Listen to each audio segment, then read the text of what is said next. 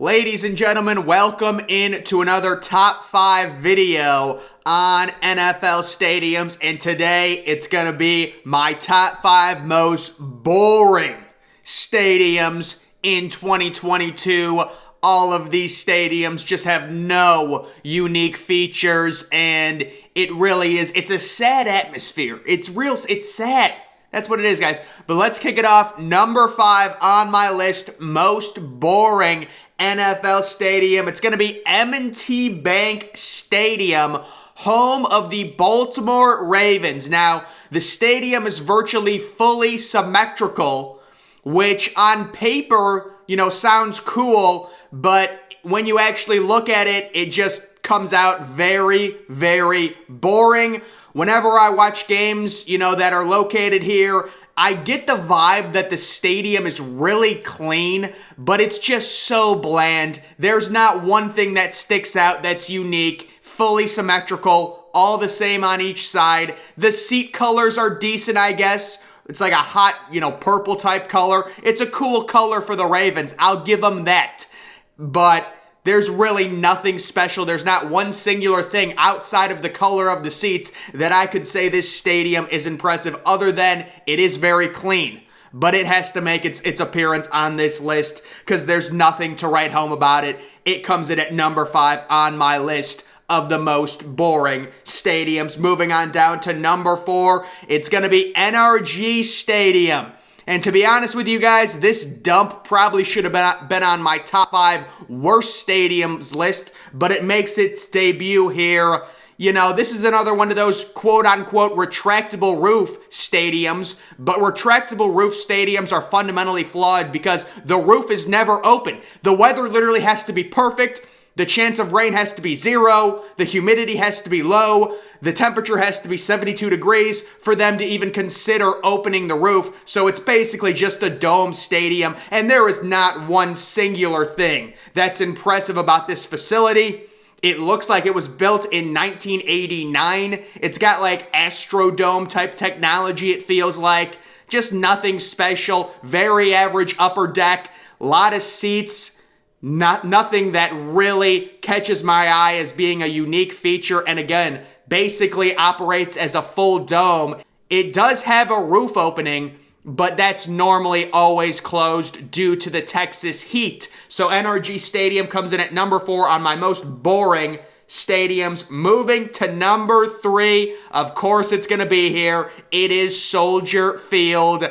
There is not one, I guess you could say the cutout of the seats is kind of unique, with all the suites, and then it's got 2 little decks below it. But the one side of the stadium is just a complete wall of 2 massive sections of seats. Totally boring.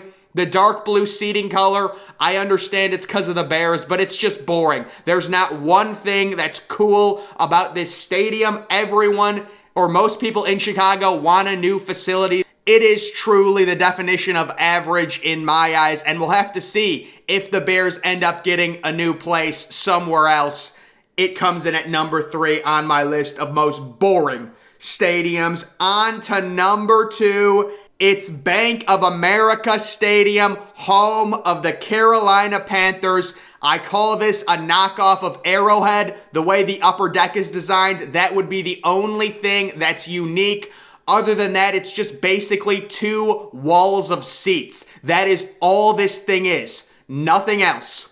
I guess you could say the light powder blue of the seats makes it kind of unique, but come on. It's just 2 walls of seats with a horrible, scoreboard. There's nothing special about it. They've been talking about putting a roof on it. We'll see if something happens. It needs a renovation at the very least, really badly, because it is like looking at a chalkboard. Horribly boring and really ugly too. It comes in at number 2 on the list, but there can only be one. The most boring stadium in the NFL, MetLife Stadium, home to the Giants and the Jets, located in New York.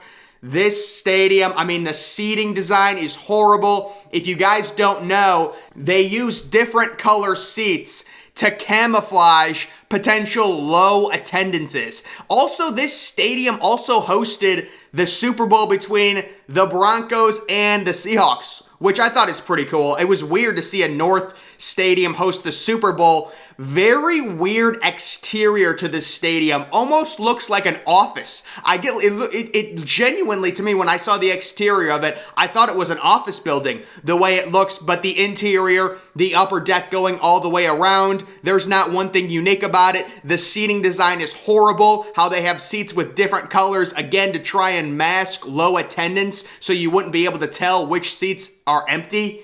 Oh, I mean, I guess they've done a good job of it, you know, with the Jets and Giants not being very good recently, but there is not one unique, you know, factor. And the thing that just puts this one over the top is the seating, the upper deck going around the entire stadium, virtually the same.